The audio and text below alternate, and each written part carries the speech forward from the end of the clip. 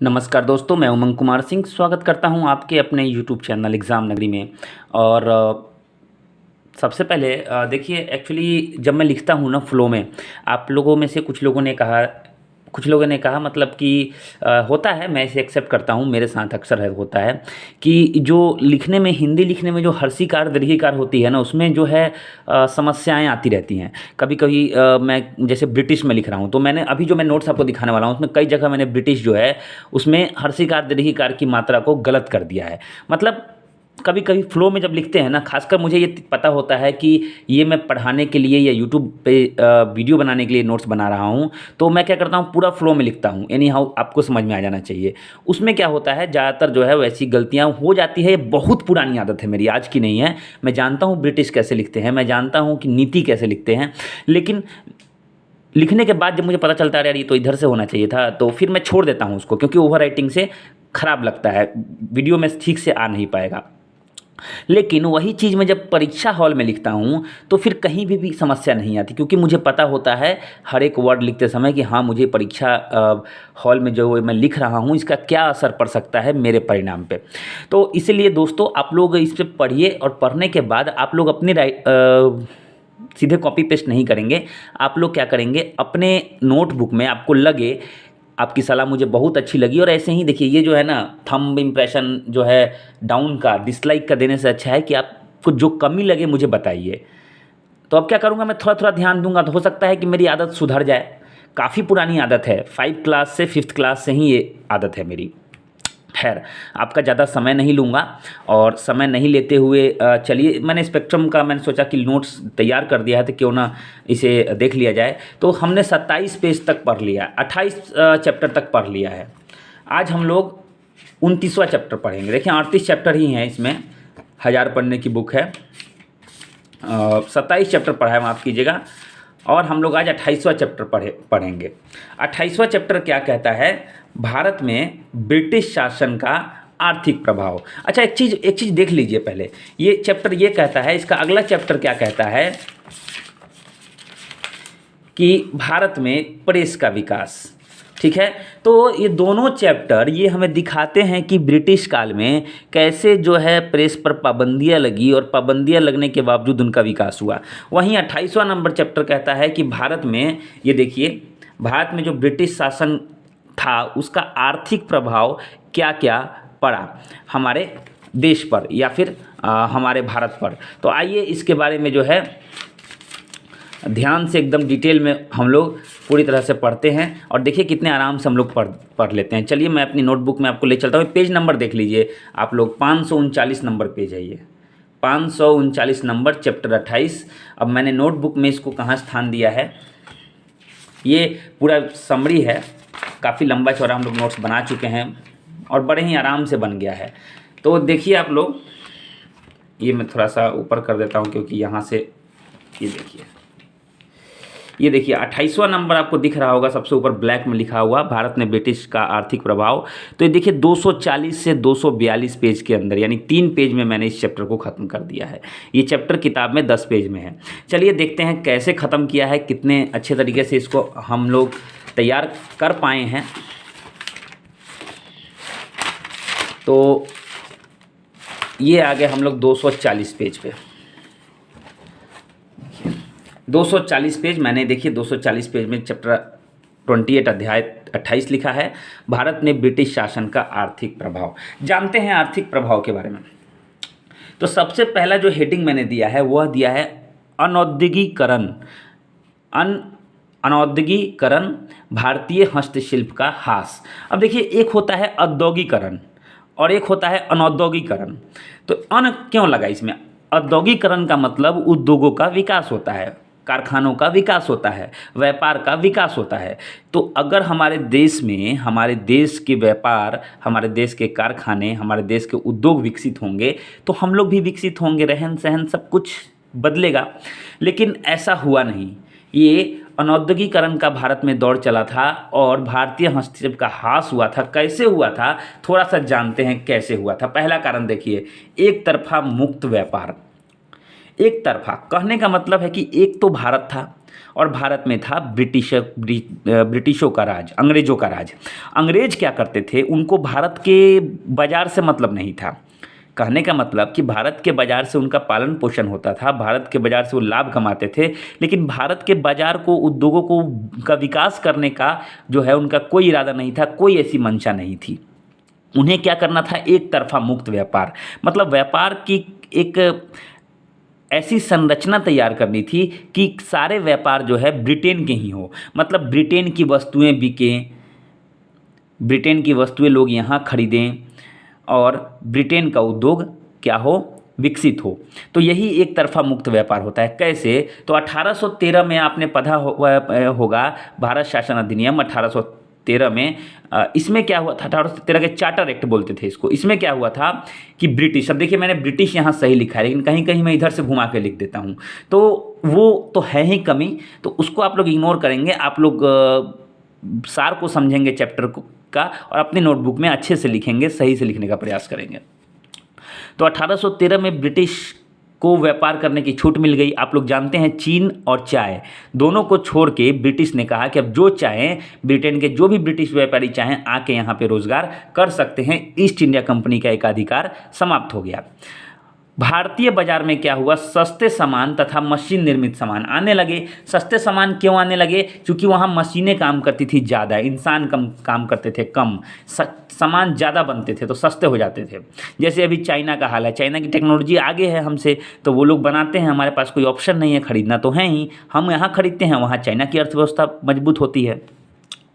उसके बाद 1820 तक जो है यूरोपीय बाजार भारतीय उत्पाद के लिए बंद हो गए। अब ये क्या हुआ भाई, तो यूरोप का सामान भारत में आके बिकता था, लेकिन भारत का सामान जो है, भारत के सामान के लिए यूरोप में जो है बैन कर दिया गया। यूरोप में देखिए, यहाँ पे अंग्रेज थे, यहाँ पे वो लोग चलाते थे, लेकिन यहाँ का सामान वो लोग अपने यहाँ नहीं चलाते थे। 1820 तक उन्होंने क्या किया, यूरोपीय बाजार जो है भारतीय उत्पाद के लिए लगभग बंद कर दिया। अब उसके बाद क्या हुआ, रेलवे का विकास हुआ। रेलवे का विकास हुआ तो इससे क्या हुआ कि जो भी यूरोपीय सामान था, उत्पाद था, वो भारत के कोने कोने में पहुंचने लगा। पहले क्या था, केवल बाजार में, प्रेसिडेंसी था दिल्ली, मुंबई, कोलकाता, चेन्नई, यहीं पहुंचता था। अब क्या हुआ, रेलवे के थ्रू गांव तक, देश के कोने कोने तक सामान पहुंचने लगा। इससे और बिक्री बढ़ी इनकी। भारत संपूर्ण निर्यातक से संपूर्ण आयातक बन गया। देखिए, संपूर्ण निर्यातक मैंने आपको पहले भी कहा है, आयातक, इसको तोड़िए, आयातक मतलब आने वाला सामान हम लोग दूसरे देश से मंगाते हैं, और निर्यात मतलब हम लोग निर्यात करते हैं, यहाँ से भेजते हैं। तो पहले ये भारत सोने की चिड़िया थी, सभी सामान के लिए लोग ब्रिटिश, पुर्तगाली भारत पे निर्भर थे, लेकिन अब मामला पलट गया। अब भारत जो है दूसरे लोगों पे निर्भर रहने लगा, क्योंकि आदत हो गई उनकी अब। तो ये एक तरफा मुक्त व्यापार का परिणाम था, जिससे क्या हुआ कि अनौद्योगिकरण का दौर चला। अब देखिए, आधुनिक औद्योगिकरण की दिशा में कोई प्रयास नहीं। देखिए, भारतीय हस्तशिल्प जो थे, सस्ते मशीनी उत्पाद के सामने फीके पड़ गए। आप ही बताइए, हाथ से बुनना और एक मशीन से तुरंत प्रिंटिंग कर देना, कौन सा इजी लगता है, कौन कंपटीशन में आगे रहेगा, तो मशीन आगे रहेगी। तो भारतीय हस्तशिल्प इसमें पीछे हो गए। अब पीछे हो गए तो बेरोजगार हो गए। कारखानों के विकास से तथा हस्तशिल्पों का कोई संरक्षण नहीं होने से क्या हुआ, भारतीय हस्तशिल्प का पूरी तरह से पतन हो गया। अब सोच सकते हैं कि अंग्रेज जो है वो ऐसे कुछ संरक्षण वगैरह दे नहीं रहे थे, चलो डूबेगा भी तो हम लोग बचा लेंगे, ऐसा कुछ नहीं था। तो संरक्षण के अभाव में, विकास के अभाव में और मशीनी उत्पाद के वृद्धि होने के कारण भारतीय हस्तशिल्प पतन की ओर चला गया। अच्छा, गांवों की ओर गमन। अब क्या हुआ, यहाँ से देखिए, अगले कहानी सुनिए भाई, कहानी अब आगे क्या हुआ। कभी कभी आता है भारत ने ब्रिटिश शासन के आर्थिक प्रभाव की चर्चा करें, है ना। तो देखिए, गांवों की ओर गमन मतलब भारतीय शिल्पकार जो थे वो क्या करने लगे, बेरोजगार हो जाएंगे तो रहेंगे थोड़ी, वो लोग क्या करेंगे, गाँवों की ओर चलने लगे। शिल्पकार खेती की ओर अग्रसर हो गया। अब देखिए, एक कलाकार, शिल्पकार तो कलाकार ही हुआ, बेचारा वो कलाकार अब खेती करने को बाध्य होने लगा। अब खेत में जब वो खेती करने गए तो यहाँ फिर एक और समस्या देखिए। अब इसके बाद फिर अगला टर्म है कृषकों की बढ़ती दरिद्रता। जी हाँ, कैसे, तो ब्रिटिश सरकार की केवल लगान में रुचि थी। ब्रिटिश सरकार कोई विकास यहाँ नहीं करना चाहती थी, भारतीयों का रहन सहन नहीं सुधारना चाहती थी, बस उन्हें केवल ऊंचा टैक्स, है ना, से मतलब था।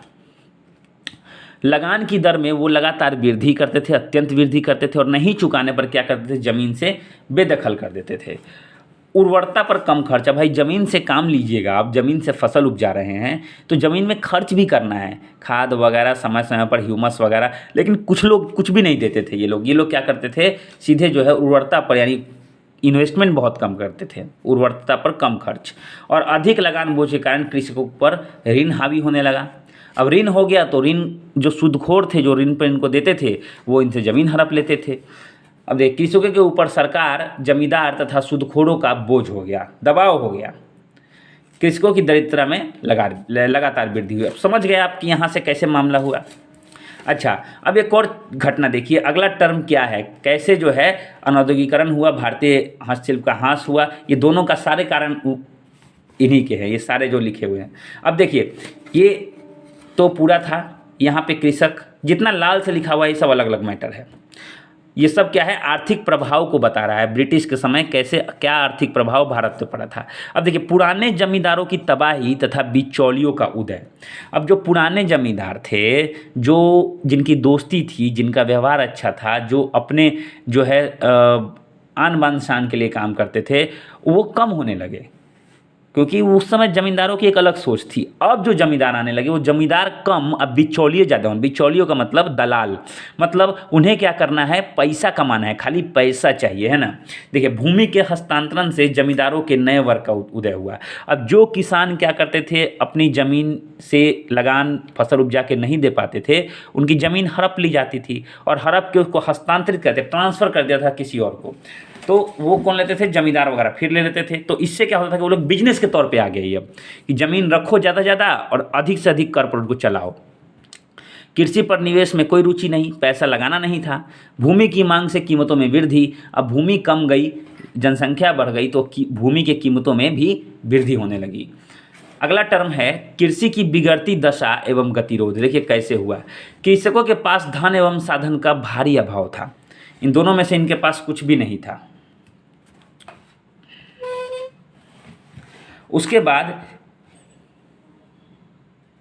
कृषकों की उत्पादकता कम हुई तथा कृषि का पतन होने लगा, क्योंकि जब खर्च नहीं करेंगे, उर्वरक पे खर्च नहीं कर रहे हैं, इन्वेस्टमेंट नहीं कर रहे हैं, कोई तरह का निवेश नहीं है, वित्तीय सहायता नहीं है, तो क्या होगा, फसल दिन पर दिन कमज़ोर होंगे, उत्पादन कम होगा, और कृषकों की स्थिति, क्योंकि उन्हें लगान तो भरना ही है, तो और दरिद्रता छाने लगी।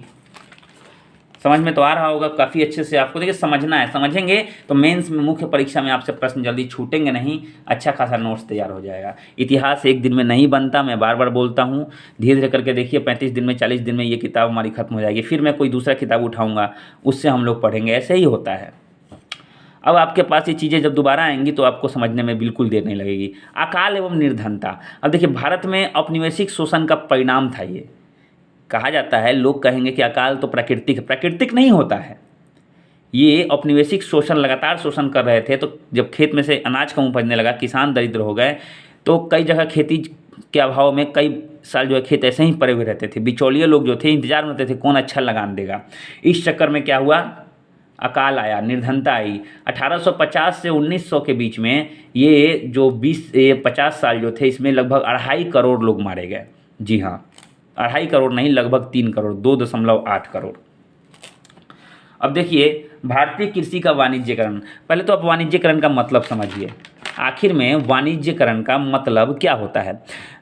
वाणिज्यकरण का मतलब होता है कि अभी तक खेती हो रही थी पेट पालने के लिए, अब खेती व्यापार के लिए होने लगी, यही वाणिज्यकरण है। देखिए, कुछ विशेष फसलों का उत्पादन राष्ट्रीय तथा अंतर्राष्ट्रीय बाजारों के लिए होने लगा।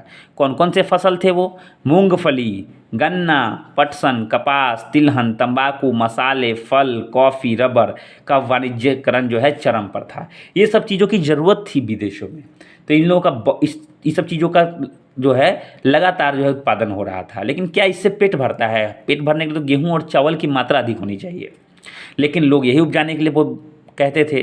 वाणिज्यकरण हो चुका था, ये सब चीज़ें ज़्यादा बिकती थी, ज़्यादा महंगी बिकती थी। भारतीयों हेतु यह एक विवशता वाली स्थिति थी, उपजाना तो है, ये है, कहाँ जाएंगे। अब क्या हुआ, रेलवे, संचार और सड़क से मंडी का विकास हुआ, मंडी में सामान पहुंचने लगा दूर दराज।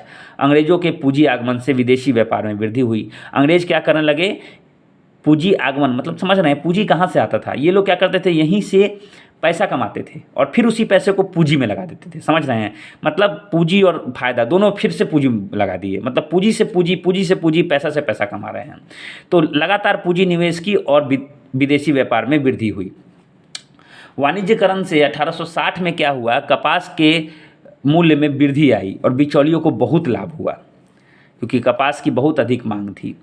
1866 में मंदी से किसान जो है ऋण से दब गए और कई तरह के किसान आंदोलन हुए। वाणिज्यकरण से ना ही कृषकों को कोई लाभ हुआ और ना ही कृषि उत्पादन में कोई वृद्धि हुई। लाभ किसको हुआ, थोड़ा सा लाभ सरकार को और बहुत अधिक लाभ बिचौलियों को। यही कृषि का वाणिज्यकरण है। आगे देखिए, आधुनिक उद्योगों का विकास। 19वीं सदी में क्या हुआ, बड़े पैमाने पर आधुनिक उद्योगों की स्थापना हुई। जैसे 1853 में बम्बई में सूती वस्त्र मिल लगाया गया। वहीं 1855 में रिसरा बंगाल में था, रिसरा कहाँ था, बंगाल में, वहाँ पर एक जूट मिल की स्थापना की गई। तो ये सब कैसे हो रहा था, तो भारत ने विदेशी पूंजी के विस्तार के कारण तथा व्यापक मुनाफे की संभावना का कारण क्या था, ऐसा क्यों हो रहा था कि ये लोग लगातार पूंजी लगा रहे थे और लगातार फायदा मिल रहा था, क्यों हो रहा था, तो सबसे पहला कारण था सस्ते श्रम, कच्चा एवं तैयार माल। अब देखिए, आराम से यहाँ सस्ते में लोग नौकरी करने वाले बहुत थे। जहाँ इंग्लैंड में $1 में आदमी एक दिन भी काम नहीं करता था। एक मैं उदाहरण दे रहा हूँ, भारत में क्या होता था, $1 में होता है 75 रुपये। भारत में क्या होता था, ₹1 2 में क्या होता था, लेबर मिल जाता था उस समय। तो ऐसा कुछ होता था कि सस्ते श्रम, आराम से सस्ता जो है लेबर मिल जाता था और कच्चा एवं तैयार माल आराम से मिल जाता था। दूसरा कारण था कि भारत तथा पड़ोसी देशों में व्यापार उपलब्ध था, पूंजी निवेश की अनुकूल दशाएं थी, आराम से जब जब पूंजी निवेश करते थे फायदा होता था। नौकरशाही तथा उद्योगपतियों का समर्थन था और इनकी खुद की भी दृढ़ इच्छा थी। मतलब यहाँ भी जो है रजवाड़े जो थे, बड़े अधिकारी टाइप के थे, इन सबों का जो है सहयोग अंग्रेजों को मिलता था। तो ये सब कुछ स्थितियाँ थी जिसकी वजह से अंग्रेज लगातार पूंजी निवेश कर रहे थे और लगातार फायदे कमा रहे थे। भारतीय स्वामित्व वाली कंपनी उद्योग की समस्याएं क्या थी। अब देखिए, जो भारत में, ऐसा नहीं था कि भारत में उद्योग नहीं था, कुछ भारतीय स्वामियों ने भी जो है, हो सकता है उनमें से कुछ जमींदार वगैरह ही हों, उनने मिलकर जो है कई तरह के उद्योग लगाए। लेकिन समस्या क्या थी, सबसे बड़ी साख की समस्या थी, पूंजी की समस्या थी। स्थान नहीं मिल पाता था, सहयोग नहीं मिल पाता था। सरकार द्वारा प्रशुल्क संरक्षण का अभाव, मतलब सरकार जो टैक्स लेती थी तो ये ब्रिटिश कंपनियों को कई तरह की छूटें थी, लेकिन इनको कोई संरक्षण नहीं था। विदेशी उद्योगों से असमान प्रतिस्पर्धा। अब देखिए, ब्रिटिश उद्योगों से इनकी जो है, इनका कंपटीशन होता था। तो ब्रिटिश को तो बहुत फ़ायदा हो रहा है, चलो ₹2 कम में ही बेचेंगे। अब ये लोग कम करते थे, इनका हालत ख़राब। वही बात हो गई, जियो को बहुत, अंबानी को बहुत पैसा है तो जियो ला दिया, जियो के सामने एयरटेल वगैरह सब नीचे चले गए उस समय, क्योंकि कम पैसे में सस्ता मिल रहा था। तो वैसे ही ब्रिटेन की चीज़ें सस्ती मिल रही थी तो उनसे जो है इनकी कोई प्रतिस्पर्धा थी ही नहीं, इसलिए इसके यहाँ असमान मैंने लिखा है। देश में औपनिवेशिक प्रयासों द्वारा कुछ क्षेत्रों का औद्योगिक विकास हुआ कुछ से क्षेत्रों का, लेकिन कौन से क्षेत्रों का, तो उन्हीं क्षेत्रों का हुआ जहां अंग्रेजों को फायदा था, जहां उनकी प्रेसिडेंसी थी, जबकि कुछ क्षेत्रों की उपेक्षा की गई। अब देखिए, राष्ट्रीय बुर्जुआ वर्ग का उदय। अब ये बुर्जुआ वर्ग क्या है, ये कौन सा वर्ग आ गया, तो ये देखिए, बुर्जुआ वर्ग का मतलब क्या होता है। ये बुर्जुआ मतलब होता है कि पूंजीपति, है ना, पूंजीपति लोग, जो कि पूंजीपति पहले नहीं थे, अब बन गए हैं कमा कमा के पैसा। कौन कौन थे इसमें, भारतीय व्यापारी, बैंकर, साहूकार, इन सब ने क्या किया, भारत में अंग्रेजों की सहायता की और बहुत मुनाफा कमाया। समझ रहे हैं, यही बुर्जुआ वर्ग बोलते हैं इसको। अंग्रेजों के माल को ये दूर दराज तक पहुंचाते थे। स्वतंत्र बुर्जुआ जो थे वर्ग के उदय में, ये जो थे बहुत बड़े रुकावट थे। ये जो है किसी स्वतंत्र बुर्जुआ को स्वतंत्र होने ही नहीं देते थे, अंग्रेजों से बांध के रखते थे।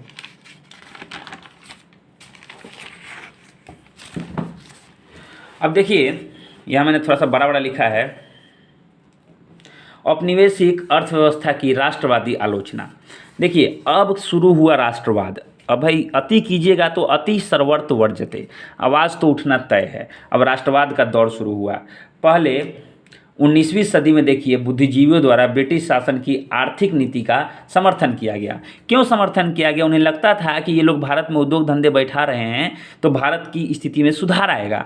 लेकिन बाद में क्या हुआ, 1860 के पश्चात राजनीतिक चेतना का प्रसार हुआ, लोगों में चेतना आई, ज्ञान आया। राष्ट्रवादी नेताओं द्वारा सरकार की आर्थिक शोषण की नीति को उजागर किया गया। अब जो है खबर छपने लगी, खबर इधर से उधर होने लगा। दादा भाई नौरोजी को आप लोग जानते होंगे, grand old man of India. उनके द्वारा पॉवर्टी एंड, ये पुअर्टी था जो हम लोग बोलते हैं ना, पुअर उसी से बना था, poverty and un British rule in India. इसमें उन्होंने क्या किया, इस किताब में, ये किताब दादा भाई नौरोजी के द्वारा लिखी गई थी, उन्होंने क्या किया, धन निकासी सिद्धांत को उजागर किया। चलिए आपको बताते हैं धन निकासी सिद्धांत क्या होता है। यहाँ पे रहते हैं, यहाँ के पैसा यहाँ इन्वेस्ट करते हैं, लेकिन जो फ़ायदा होता है सब ब्रिटेन ले जाते हैं। मतलब धीरे धीरे भारत की संपत्ति कहाँ जा रही थी, ब्रिटेन जा रही थी। यहाँ लोग सोने चांदी के सिक्कों से दे दे के जो है अपना धन चीज़ों को खरीदते थे, और ब्रिटेन क्या करता था, यहाँ इन्वेस्ट नहीं करता था। यहाँ करता तो अभी तक तो ये सिंगापुर और लंदन से आगे, स्विट्ज़रलैंड से आगे हो गया रहता, लेकिन यहाँ इन्वेस्ट नहीं होता था, वो इन्वेस्टमेंट चला जाता था इंग्लैंड। मतलब धन धीरे धीरे निकाला जा रहा था भारत से। तो धन निकासी का सिद्धांत यही था।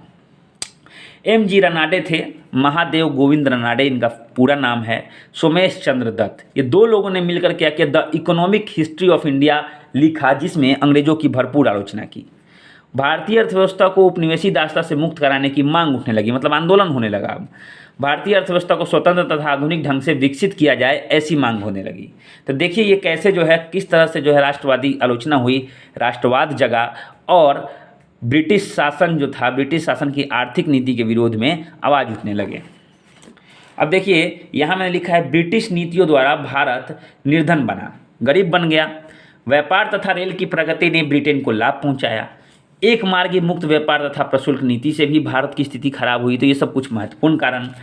अब देखिए, एक मार्गी मुक्त व्यापार तथा प्रशुल्क नीति क्या थी, तो एक मार्गी मुक्त व्यापार नीति से हस्तशिल्प उद्योग का नाश हो गया, जैसा मैंने सबसे पहले बताया था।